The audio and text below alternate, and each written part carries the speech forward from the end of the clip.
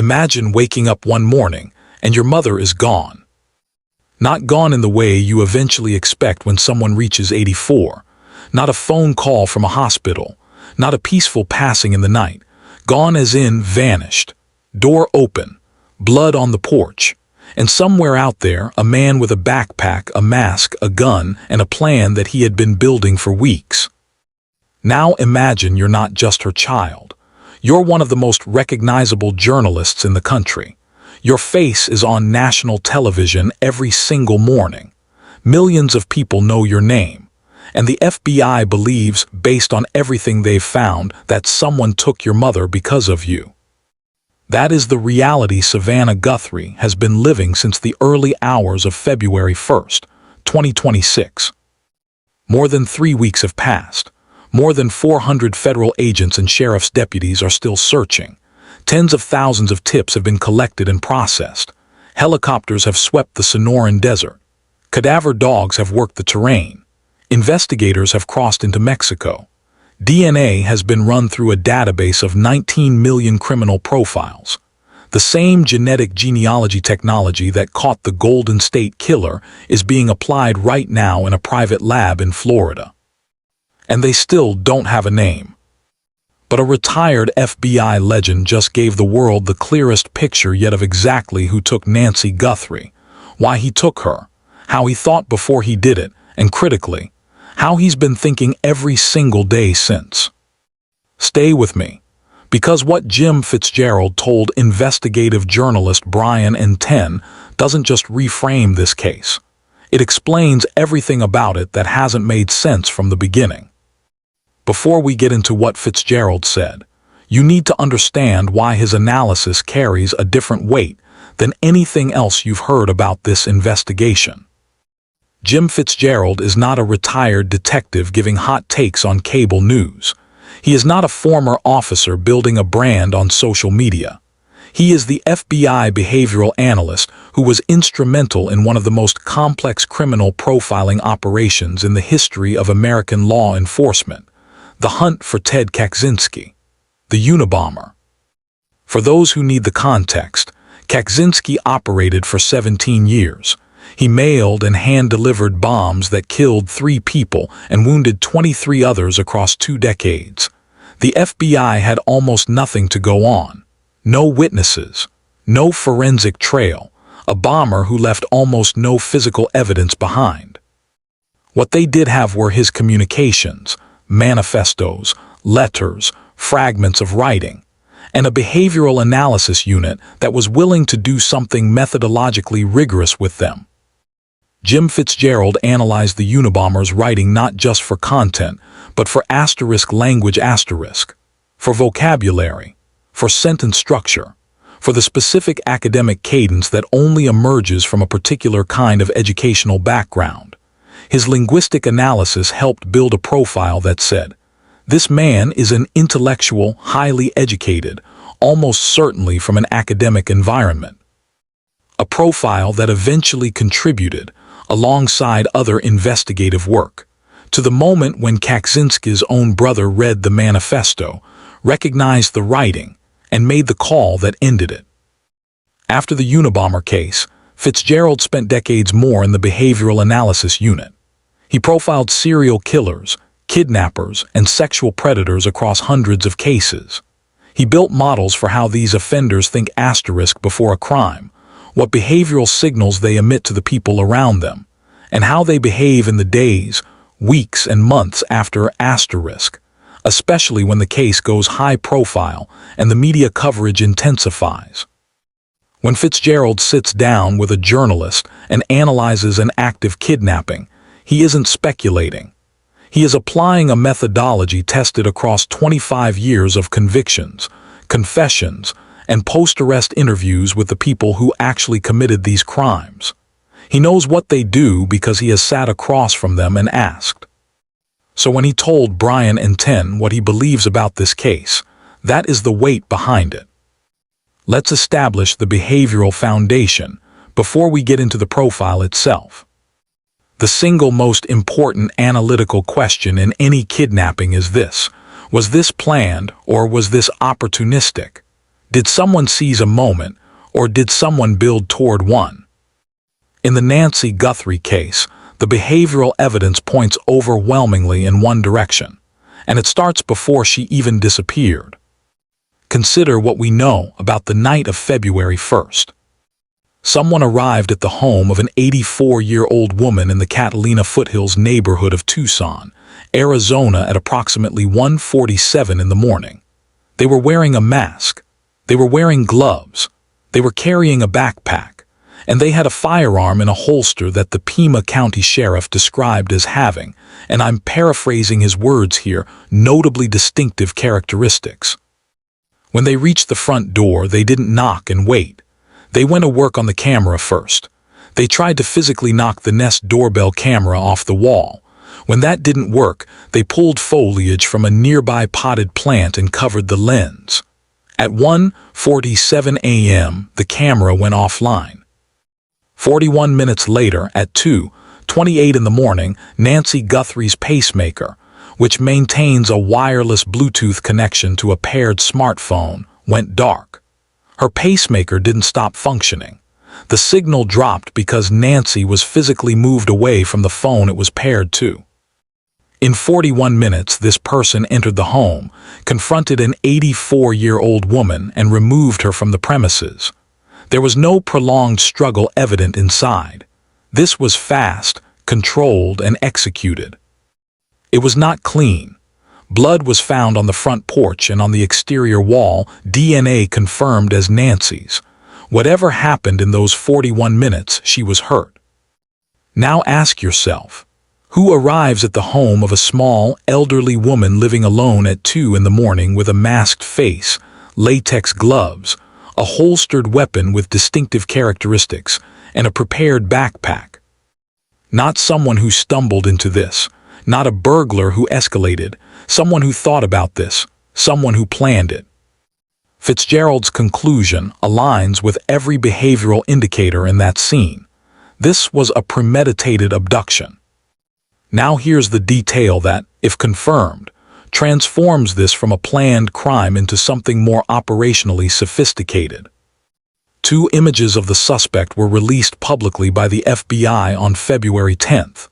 In one image, he's standing at Nancy's front door without a backpack. In the other, the morning she disappeared, the backpack is on. Multiple sources familiar with the investigation, first reported by ABC News and separately confirmed by CNN, have said those 2 images came from 2 different nights. The image without the backpack was captured on a prior occasion, a reconnaissance visit. He came to the house, assessed the scene, looked at the camera, and left without taking her. Then he went home, he prepared, he assembled his equipment, and he came back. Former FBI agent Jason Pack, commenting on this detail for ABC News, said that if the same person appears on 2 separate nights, it indicates deliberate surveillance before the abduction and transforms the legal and behavioral classification of the crime into something categorically more sophisticated. Now, and this is important, the Pima County Sheriff's Department has issued an official statement saying there is no confirmed date or timestamp on those images. Their position is that any claim those photographs were taken on different nights is, in their words, speculative asterisk. That is the department's official stance, and you deserve to know it. But here's what's not speculative regardless of whether the images are from one night or 2. Someone knew Nancy Guthrie lived alone in that house. Someone knew her Sunday church routine, that she attended a friend's home to watch a live-streamed service, meaning she would be missed within hours of not appearing. Investigators have reportedly traced Google searches originating from Arizona for Nancy Guthrie's home address and Savannah Guthrie's salary, suggesting someone was building a target profile before they ever showed up at that door. That level of knowledge about a private individual doesn't appear by accident. It requires research. It requires intent. It requires someone who had a reason to seek out this specific woman at this specific address with this specific vulnerability. And that reason, according to Jim Fitzgerald, has nothing to do with Nancy herself. This is the center of everything. Fitzgerald's profile of this offender rests on a conclusion that reframes the entire investigation. Nancy Guthrie was not targeted because of who she is. She was targeted because of whose mother she is. Savannah Guthrie is the co-anchor of NBC's Today Show. She is one of the most recognizable journalists in the United States. She has interviewed presidents, covered Supreme Court confirmations, anchored election nights watched by tens of millions of people. Her face, her name, her voice, they are everywhere. And her mother lives alone in Tucson, Arizona. Fitzgerald's behavioral analysis points to an offender with a specific psychological connection to Savannah, not Nancy. Someone who had been watching, studying, possibly fixating on Savannah Guthrie for some period of time. Someone who understood enough about her personal life to know that Nancy existed, where she lived, and what she meant to her daughter. He raised two possible motivational frameworks that he described as not mutually exclusive. The first is ransom, someone who believed that taking Nancy would force Savannah's hand financially, that a woman with a nationally televised career, a recognizable brand, and presumably significant income could be compelled to pay, and pay substantially, to get her mother back safely. The second is something darker and more psychologically complex. The possibility that this offender has a fantasy-driven fixation on Savannah personally, that he couldn't get to Savannah herself, couldn't reach her, couldn't access her, and so he found the next closest thing. The person Savannah loves most. Someone who might, in this offender's distorted thinking, serve as a proxy, a connection point to the woman he's been obsessing over. Both frameworks explain the operational sophistication. You don't build an abduction kit, case a house, tamper with a camera, and execute a 41-minute extraction for a random elderly woman. You do it when the value of the operation is significant. And if your real target is one of the most famous journalists in America, the value is significant. Fitzgerald broke his behavioral analysis into 3 windows: before the abduction, after the abduction but before the video was released, and after the video went public. Let's start before. In the week or two leading up to February 2nd, and potentially longer, the person responsible for this would have been exhibiting behavioral signals to the people around them. These are not theoretical. They're drawn from decades of post-arrest interviews with convicted offenders who describe their own pre-crime behavior. He would have seemed unusually distracted and aloof, busy but with no clear explanation for why, self-absorbed in a way that felt different from normal, spending more time online than usual, and if anyone happened to see what he was looking at, the searches would have been unusual. Nancy Guthrie, Savannah Guthrie, home addresses in Tucson, kidnapping cases, ransom methods. He would have made purchases that didn't make sense in context. Items that, taken individually, might seem unremarkable: tape, rope, tools, a small flashlight, but together, assembled in a bag, form what Fitzgerald describes as an abduction kit. And he would have been, at some level, obsessed with a high-profile woman, possibly Savannah Guthrie specifically, possibly others, the kind of fixation that, in hindsight, people around him would recognize as something they noticed but didn't name. Someone in this person's life, a roommate, a coworker, a family member, a neighbor, has already seen some version of these behaviors. They may not have connected them to this case yet. They may not have realized what they were seeing, but the information exists. It's sitting with someone right now. Now here is the part of Fitzgerald's profile that should change how you think about this case going forward. Most people's instinct when they imagine a kidnapper 3 weeks out is someone in collapse, hiding, panicking, avoiding all contact with the world, going dark. Fitzgerald says the behavioral evidence in this asterisk case, points somewhere else entirely. Someone who planned this as meticulously as the evidence suggests, who researched the target, assembled equipment, executed within a precise window, and was thoughtful enough to switch from Bitcoin to a privacy cryptocurrency between ransom communications, does not fall apart 3 weeks later. They adapt, they monitor, they stay informed. After the abduction, but before the video was released, this person would have modified their routine in observable ways, missing work without clear explanation, missing family events, odd late-night hours, possibly driving a rental car for no apparent reason, cleaning vehicles repeatedly, disposing of bags, gloves, clothing, burning or destroying digital devices, creating unsolicited explanations for their whereabouts, alibis nobody asked for. After the video went public, the doorbell footage released by the FBI, the behavioral intensity escalates. He became more frenetic, more irritable, possibly changed his appearance, cut hair, grew facial hair, altered how he looks. And he has been consuming this case obsessively. Every press conference Sheriff Nanos holds, every news article published, every tip line update, every YouTube video breaking down the investigation, including almost certainly this one. Fitzgerald noted this directly in his interview with N10, that whoever did this is watching, that they are monitoring the public information flow in real time, and that flow has been substantial.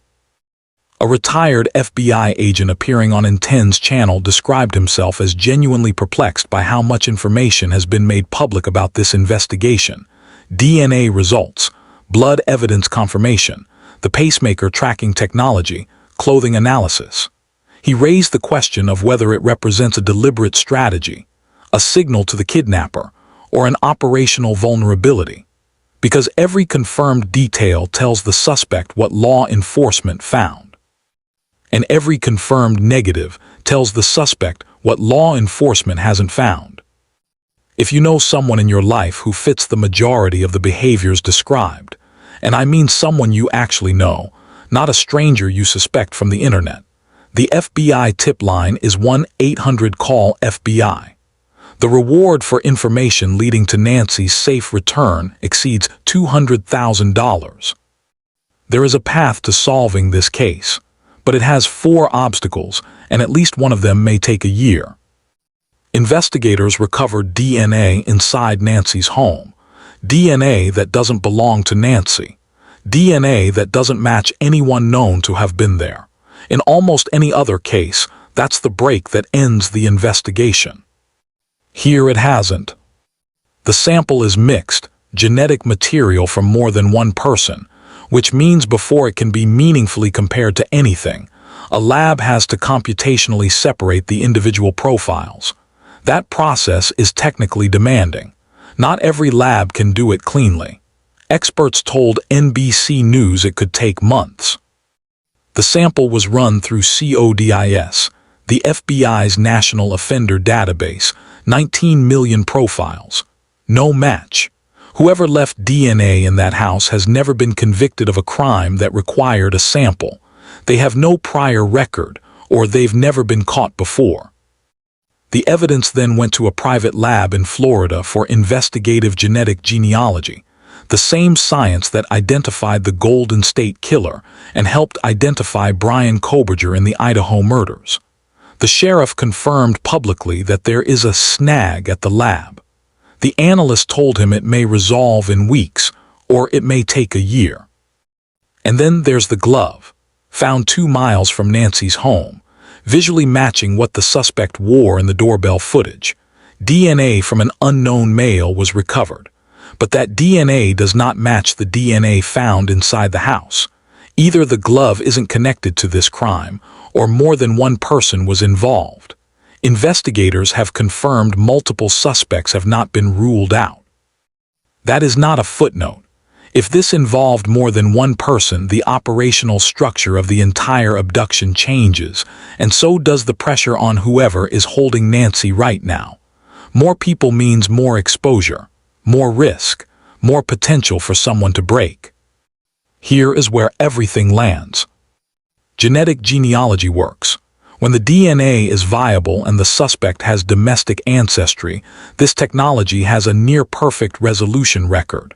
The Golden State Killer evaded law enforcement for decades. Genetic genealogy found him. The Idaho murders were solved with it. This science does what conventional forensics cannot.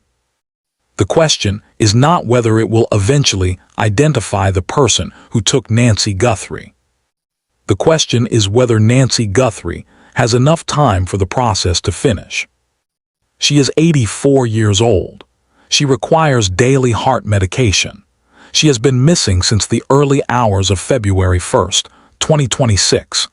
Every day that passes without resolution is a day that medication isn't reaching her, that her body is under stress, that an 84-year-old woman is wherever she is without the care she needs. Jim Fitzgerald has spent his career looking at cases like this. He has seen them resolve. He has seen them end badly. And what he told Brian and 10 was not a hunch or a guess. It was the same methodology he applied to the Unabomber, systematic, evidence-based, drawn from decades of studying the people who do things like this. His conclusion: the person who took Nancy Guthrie knew exactly what they were doing and exactly who they were taking. They prepared carefully. They are watching this investigation in real time. And as of today, they believe they are still in control of what happens next. The question is whether the investigators, the lab in Florida, and the tens of thousands of tips already collected can close that gap before the clock runs out. Nancy Ellen Guthrie, 84 years old, 5 feet 5 inches tall, brown hair, blue eyes. She has a pacemaker and requires daily heart medication. She was last seen on the evening of January 31st, 2026, in the Catalina foothills area of Tucson, Arizona. If you have specific, actionable information about her whereabouts or the identity of whoever took her, please contact the FBI tip line at 1-800-CALL-FBI or the Pima County Sheriff's Department at 523-50-14900. The combined reward for information leading to her safe return is over $200,000. Please share this video, not for the views, because somewhere out there someone is watching this who knows something, and maybe if this reaches the right person, that's enough.